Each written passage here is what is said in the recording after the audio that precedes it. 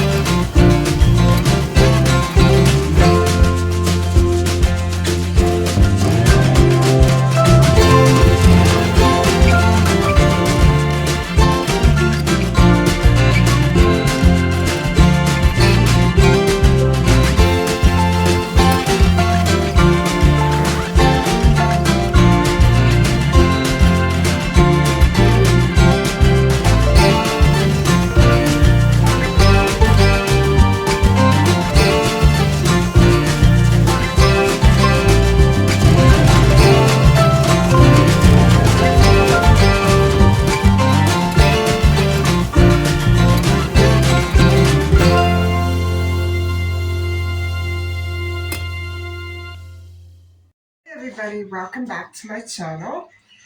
And so in case you haven't already figured it out, I'm giving you a very dull presentation today. The discussion itself will not be very dull, but I've had a very dull day here at home, and so I have no exciting adventures to show you. I thought maybe we would just skip it all and get right into this, because it may be difficult for me to keep my temper in check. So anyway, hi, how are you all doing? I left off last night with the discovery of the lifeless body of little Emanuel Jax after he had been missing for 4 days. And then I went on to describe the arrest of four men who were involved in the death of that child. And so in case you haven't already heard the first part, you can just either click on my descriptions at the end of the video, or you can just scroll down from the page you're on, and it's going to go back to yesterday. So anyway, guys, it was a very hard case for me to get through. I don't know if I will be... last night I filmed the second part. This will be the third part. And what I'm hoping is that we can get through the third part. That's why I didn't want to make it too long. You know what I mean? Because it's really filled with details that are kind of hard. I'm not going to be describing his wounds or what he looked like or anything. I don't even know. I stayed away from those details, but the aftermath is very important. So I thought we might take a little bit of time and go through it more carefully than I might normally with any other case. And so, okay, let's go back to the post-mortem. Just to briefly recap, Emanuel was lured into a massage parlor in the red light district of my downtown city in 1977, and he was lured by a man in work overalls on July the 28th. And so he was at the time out of school. I'm not sure that what day that fell on. However, it was prior to a long weekend. And so a long weekend is always celebration time, right? Well, not for Emanuel. For him, it was the end of his life. And he walked into something that he thought would be a financial contract. He thought he was going to earn a few bucks. Anyway, so I want you to pay attention to the patterns here. We have child learn, we have lying, we have a child who was easy to please, and you know, um, he, we have people who had criminal activity going on in their lives and nobody knew about it, and the sort of police officers, and I won't pin it to any station because I don't think a police station would do this, but the sort of police officers that would rather keep the red light district going and rake in all that profit, goodness knows what was in it for them, than to keep a child, or other citizens for that matter, safe. And I mean, he went missing, guys. He was lured into a business around the corner from his house. What was he supposed to do? I don't understand that mentality.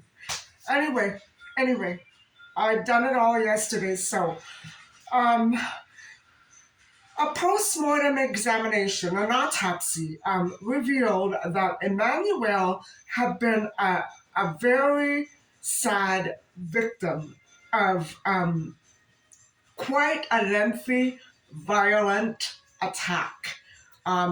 Violent in several ways. Not only was it a physical and intimate assault, it was the kind, he was sedated against his will, and it was injected into him. He had no way to, I mean, there were four men there. He had no way to control anything that happened to him from then on. When he walked in, that was the end of his life. And so even though they kept him alive for 4 days after he was kidnapped and lured,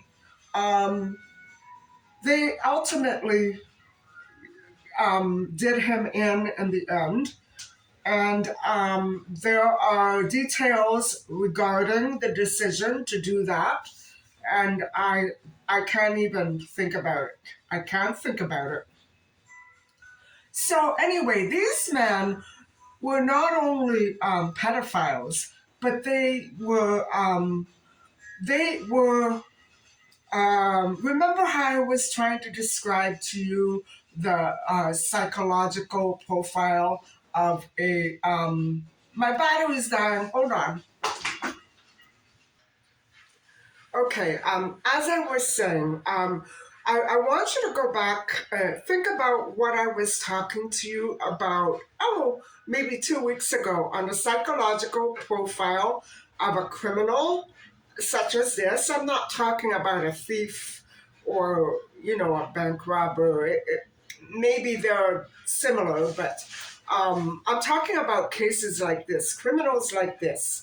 Some of them have one preference, some of them have another preference, some of them are strictly one way.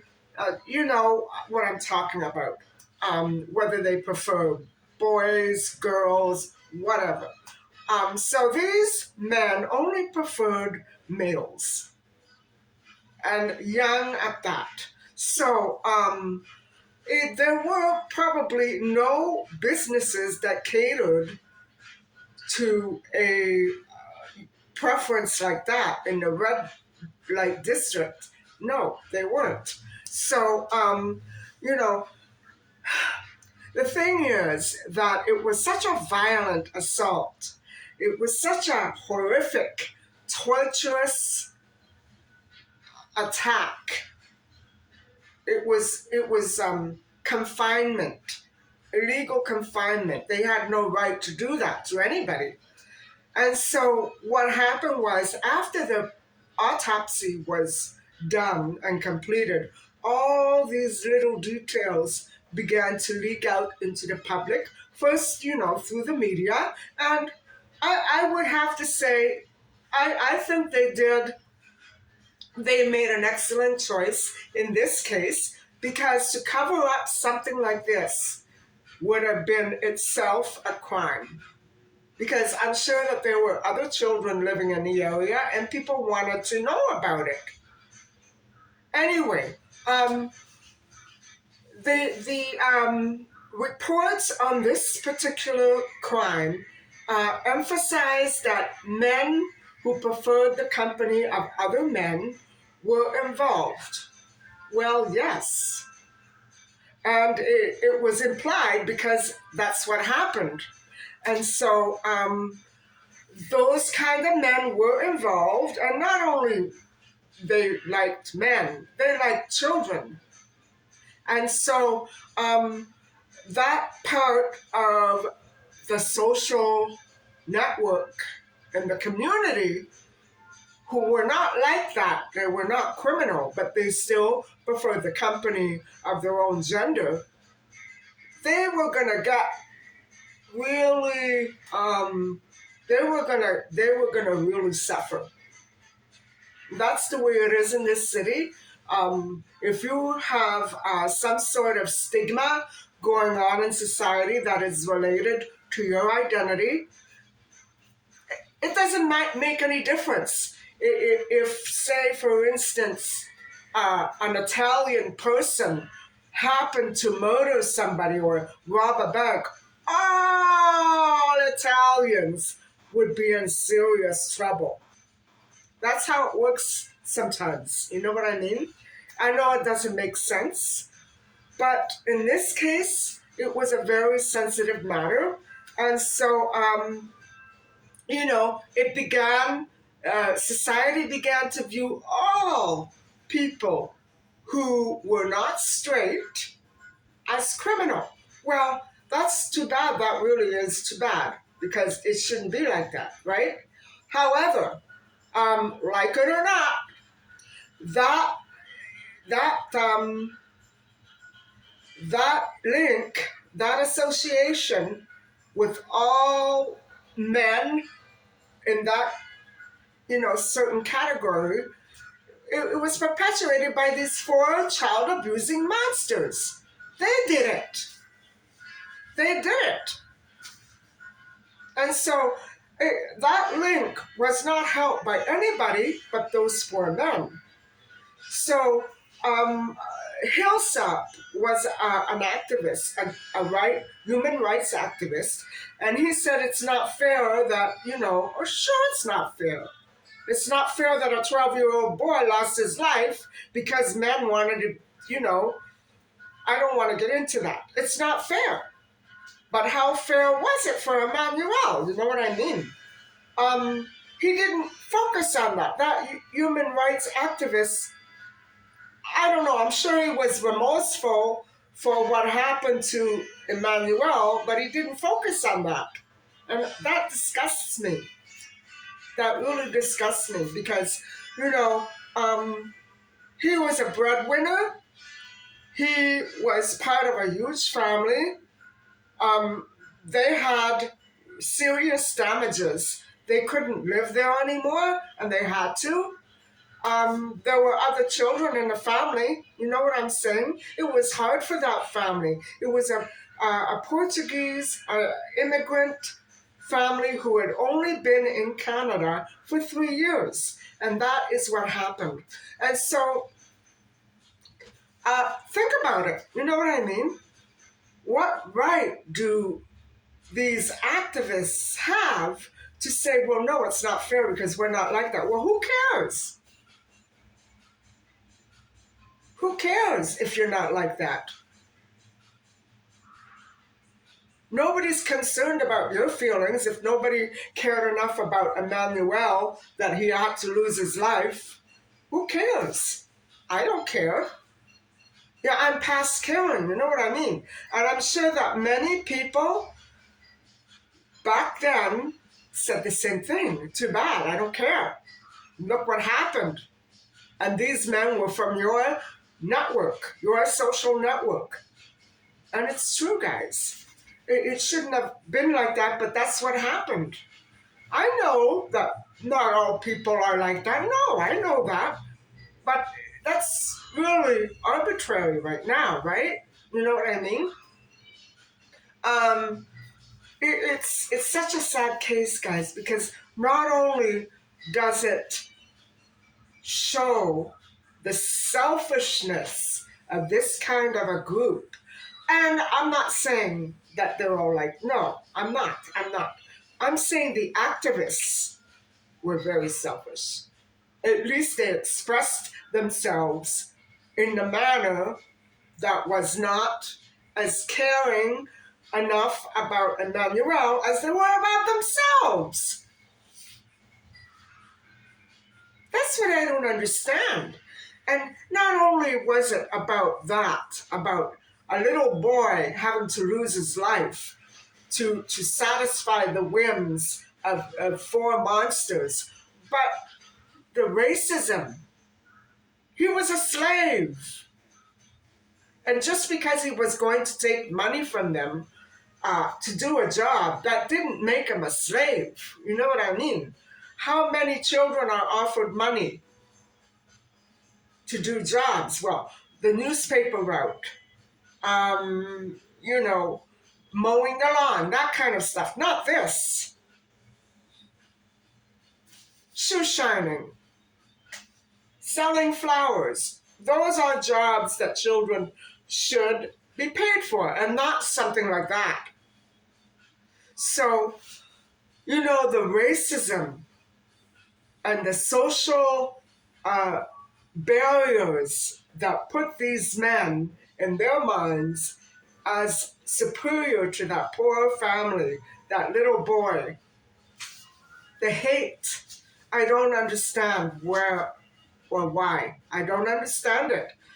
I don't understand what kind of a point they were trying to prove.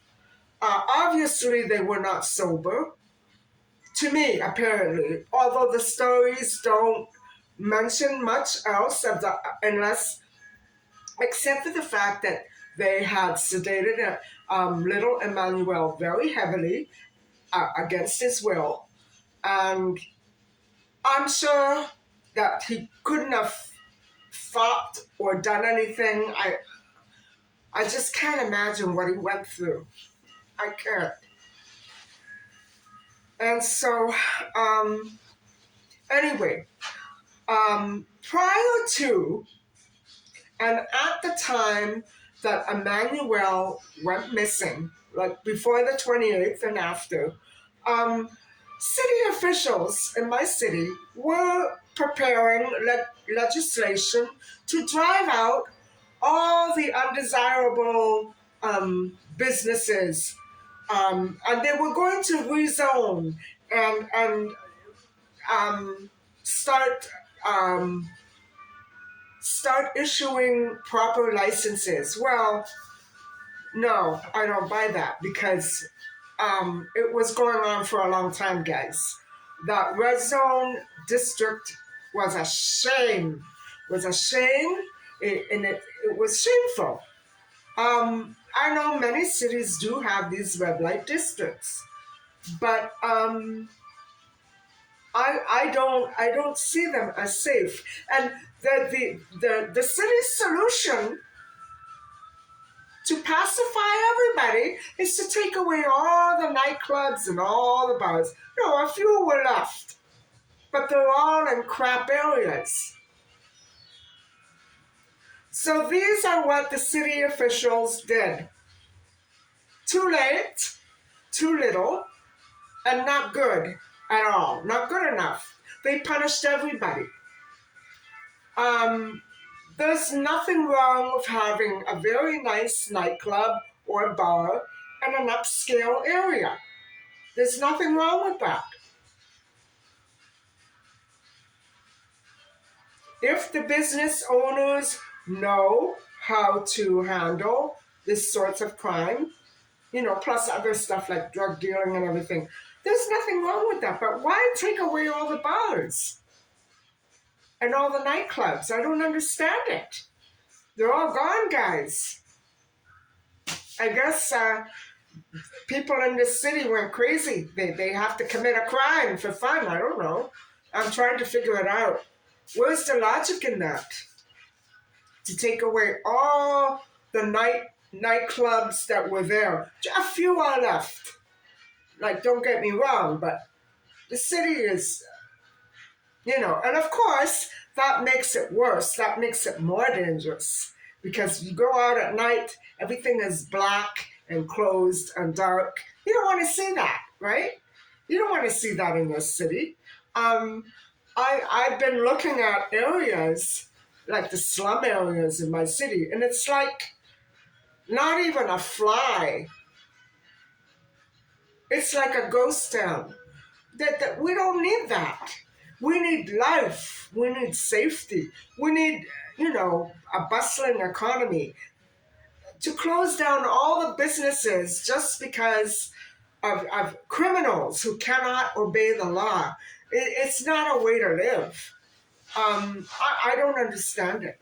That, you know, little by little, they've all closed down, and it's because there is no law enforcement being practiced. Law enforcement very often can't can't they have too much going on, or they turn their backs. They turn their backs and they let a death or a shooting or a riot happen before they actually do anything. That's very wrong. That's very wrong. Very wrong. Anyway, the city leaders were fretting over the appearance. Well, it went beneath the appearance. It went layers beneath that, and they were, um, worried about all the nude massage parlors and the adult bookstores, and yeah, all those filthy films that were made by sickos that try to portray the murder of other people, the actual murder guys, on film as entertainment. So can you wonder why such a sick society exists? And it's still out there. It's still out there. There are some people who cannot get over the fact that they can't do that anymore.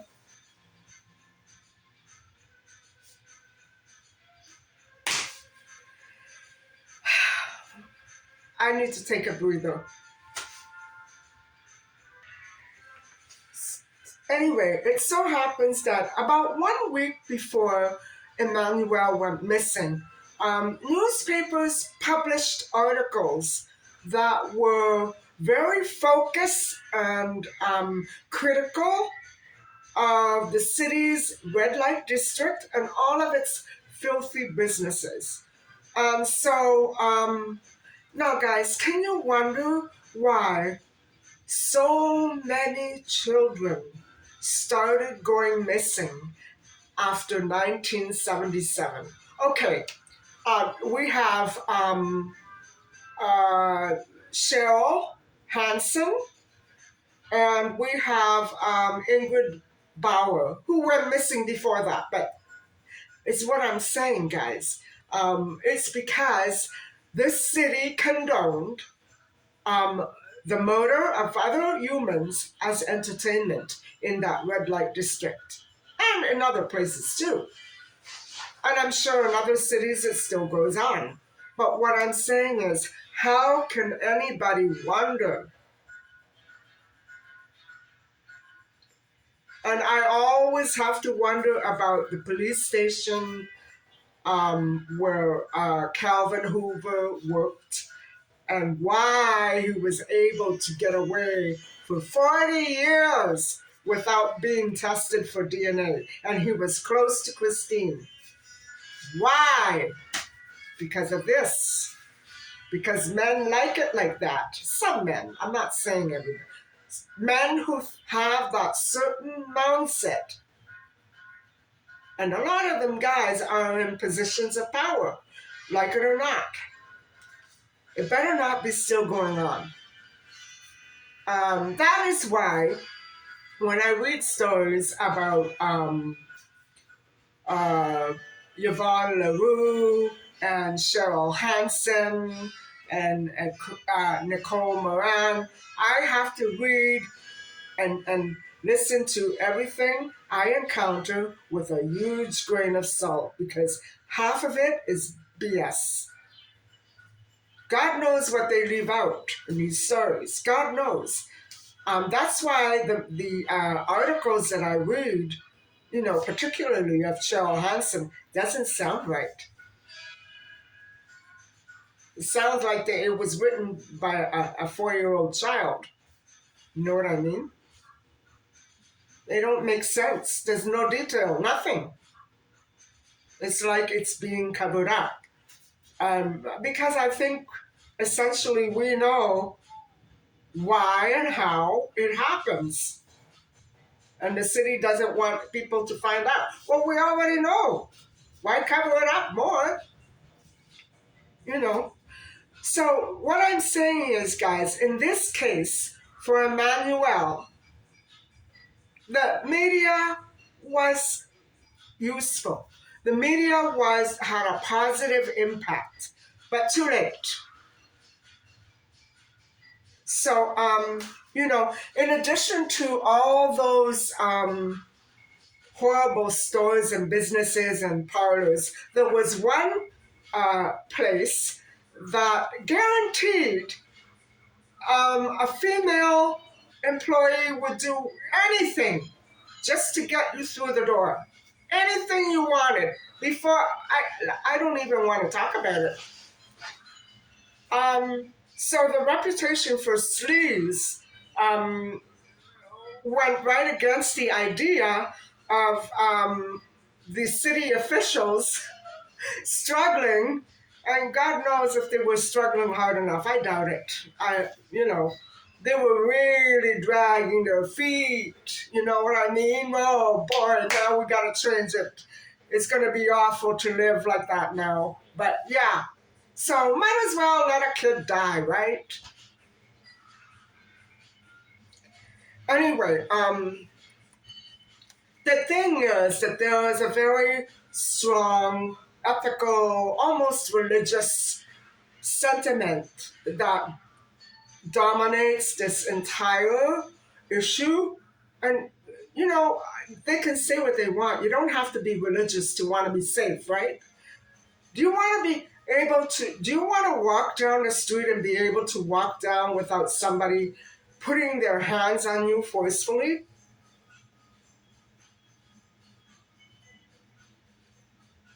You know what I mean? You should be able to do that, right? It has nothing to do with religion, right? It's a right. It's a human right. It's not a privilege. And in Emanuel's case, they took away his rights. Those men, the police, everybody. Because why? He was an immigrant. He didn't know the law. He was just a kid. Might as well use him up, right?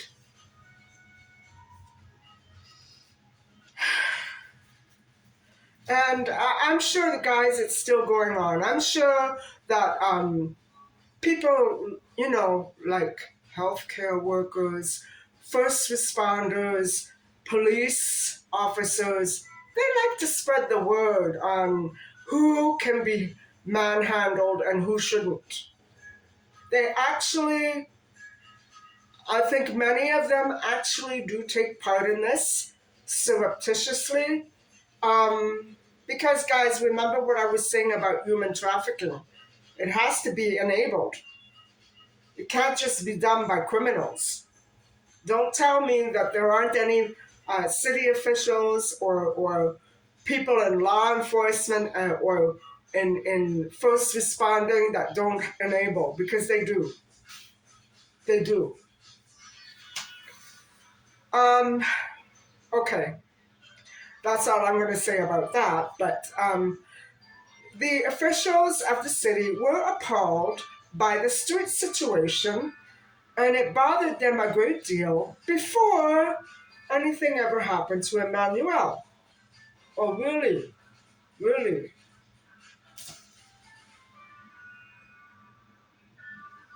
I didn't see it. I don't see it. And so, as for law enforcement, what happened was they began to issue tickets, a joke, and they laid charges. But the highest penalty for keeping a body house, a, a a lewd business, was $500. So that essentially meant that if you paid $500, you could continue to operate. You see the mentality, the stupidity?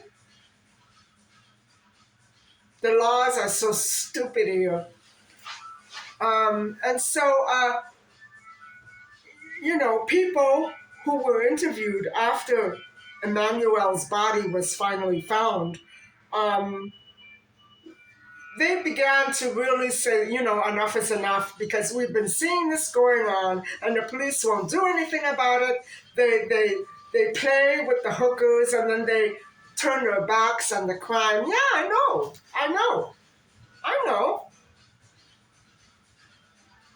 And so the murder of Emmanuel left the city's Portuguese community in total shock, in total awe.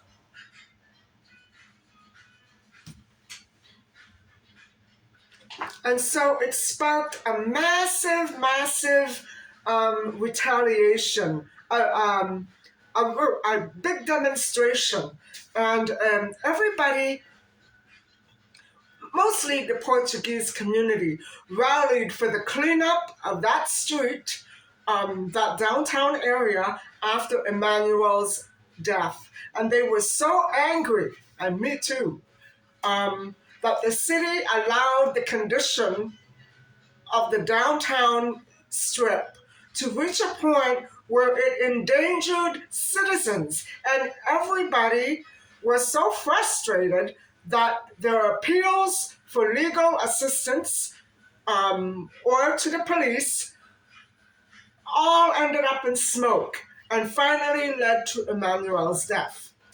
And guys, to this day, I can say that still the famous cold case, the notorious cold case of this city, which occurred in 2017, the murder of a couple. Oh, the name is on the tip of my tongue. Anyway, a couple was executed in their own home. And do you know that the hotline will not take any tips? Murderer hasn't been caught, and the police don't want to. That's what everybody's been saying. That the tip line that has been published will not take tips about that murder.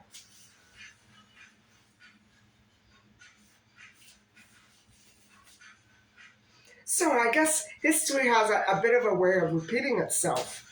Obviously, the city officials are not going to learn, are they? And so one day, in front of City Hall, 15,000 people collectively marched on that building the week after Emmanuel's body was found on the rooftop of that massage parlor. And so many of them carried signs in English and Portuguese calling for expanded police power. Well, no. Police power, if they don't want to do it, they're not going to do it. You know what I mean? They didn't want to do it.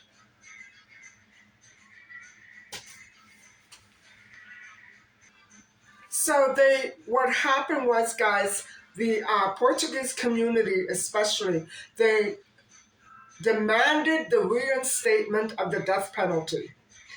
If I had been there the day that Emmanuel was abducted, I probably would have assisted in that death penalty. I probably would have. Although I was just a child of 15, 16 at the time, I probably would never have heard of anything like this. I would have been mortified. Guys, I don't recall hearing about this. I'm sure that my parents, yeah, I didn't watch the news. My first boyfriend was right. I lived in my plastic bubble. I went to a private all girls school. What could happen to me there? So I lived in a very fake, happy bubble, you know, completely oblivious to everything. But I think my parents often hid things like this from me because I'm sure they would have talked about it, but they wouldn't talk about this in front of me. I would have been devastated. Um, so, they rallied for a total cleanup of that street, and they claimed the way that they saw it, Emmanuel was one of their children. He was a child of everybody in that community, and but actually, the entire city was Canadian, and the Portuguese Canadians love people and the police and the government, but they were not loved back. They did not feel love back, and they did not receive love back. And I agree with that 150%. And so the days following Emmanuel's murder, Saul Betesh contacted the human rights activist Hislop for advice and was urged immediately to go to the police station and confess. Well, he said one thing, right? Yeah. Um, so that entire community of, what I'm talking about, um, they began to become appalled by the murder, as any other group in the city might have. I'm sure that people were absolutely turned off. And you know what, guys? There have been others since this, but not of children. All the same nature. So you're going to find freaky criminals no matter where you turn, no matter what group. But the same thing, the same community. And so in the days afterward, he was urged to confess, and the activist said, "I'm being made to share the guilt, even though I didn't do anything." No, actually, it wasn't the activist who said this. It was Saul Betesh. Saul Betesh said, "I am not guilty, but I'm being made to pay for it." Well, yeah. What it was, guys, was Saul Betesh was a security guard. And that's another network that had a thing for children all the time. I've seen it so many times. He let the child in. He broke the law. You don't let children into a massage parlor. No, no. And so he broke the law, and he was put away. He was put away. He knew exactly what was up. He didn't do it, not knowing. No kids allowed. So, some of this is so hard to digest. And so, Saul didn't think he was guilty. Well, I do. How about you? I'm sure he watched the whole thing.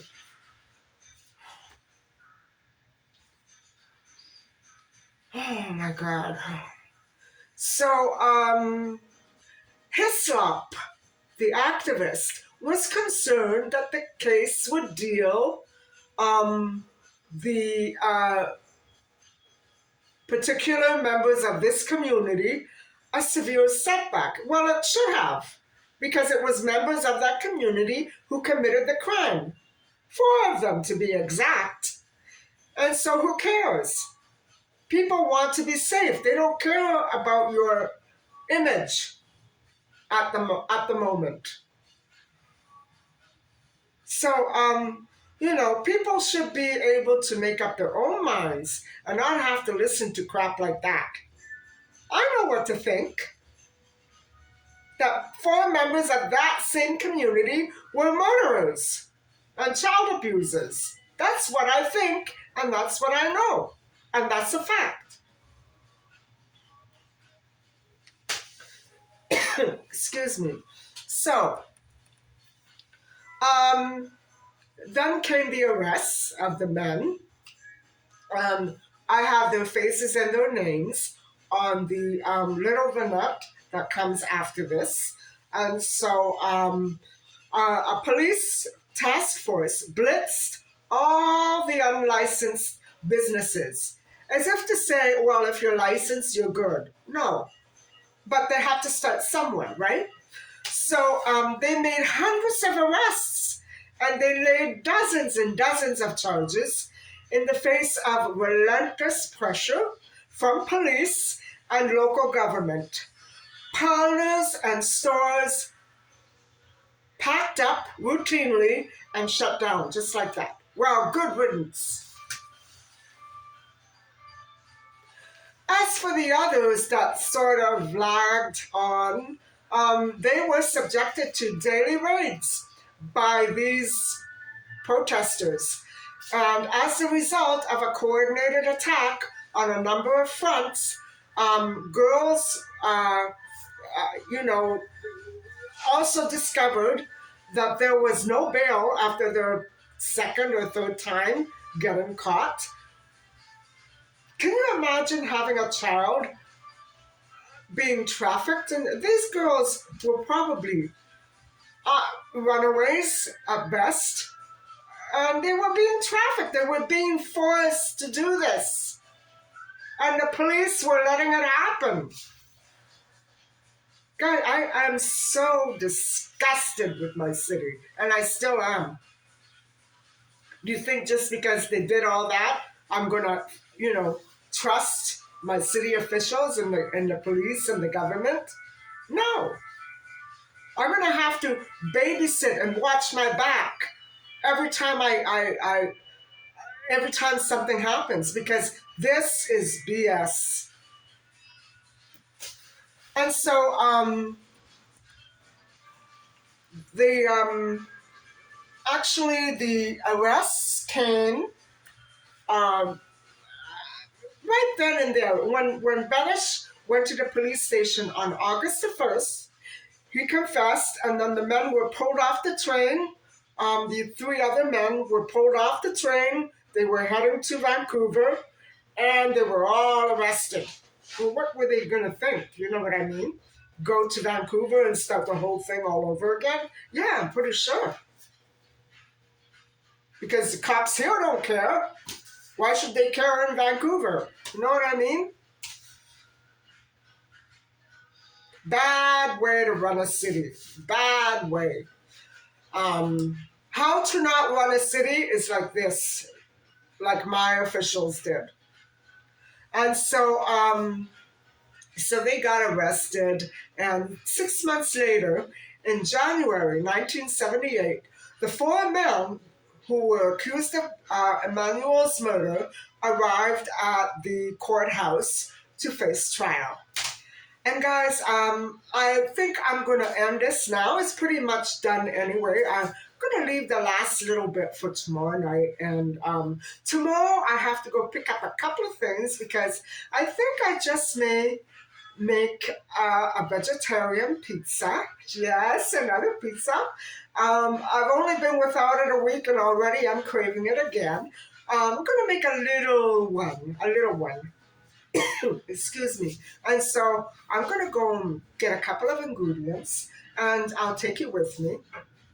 And so then on Friday, I'm not going to upload. I'll upload on Saturday, Sunday, but I'm not going to upload on Friday. So I'll remind you in the comments. I'll pin it. And so don't get scared. I'll be all right. And so anyway, guys, I hope that you have found some of this interesting. I'm sorry that I'm ranting and raving, but I can't help it. It's very upsetting what the city did to that poor little boy. They tried to stuff him away. They tried to sweep him under the rug so they could continue all that illicit activity. God knows how much money the police were raking in to enable it. You know what I mean? I don't want to think about it. And it's no use people telling me that that's not true because I know it's true. I've just read it to you. So anyway, guys, thank you very much for watching. And please don't forget to like and subscribe. I'll talk to you tomorrow. And have a great evening. Bye.